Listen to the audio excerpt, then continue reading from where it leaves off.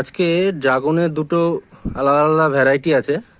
এটা হচ্ছে পিঙ্ক রোজ ভ্যারাইটি, পুরো পেকে গেছে, হালকা সাইড দিয়ে ফেটেও গেছে। পিঙ্ক রোজ, যেটা কিছুদিন আগে ভিডিও করে বলেছিলাম পুরোপুরি ক্রস পলিনেশন। আজকে তার টেস্ট কেমন হচ্ছে সেটা দেখাবো। আর এটা একটা থাই ভ্যারাইটির আছে দুটো। আজকে দুটো কেটে আমার বোন বলবে যে কোনটা কীরকম টেস্ট, কী স্বাদ আছে।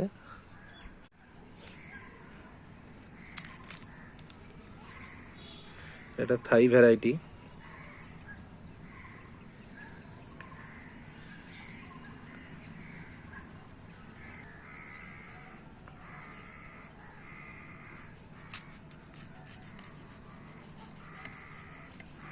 থাই ভ্যারাইটির কালারটা দেখতেই পাচ্ছেন, ভেতরে কি ডার্ক। এটাও অসম্ভব সুন্দর দেখতে। সাইজে তো প্রায় 400 গ্রামের কাছাকাছি হবে। থাই ভ্যারাইটির এই ড্রাগনটা একটু ডিপ রেড আছে, এটা একটু লাইট পিঙ্কের মতো।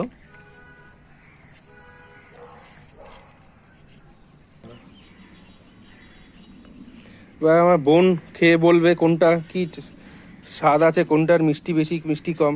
নে,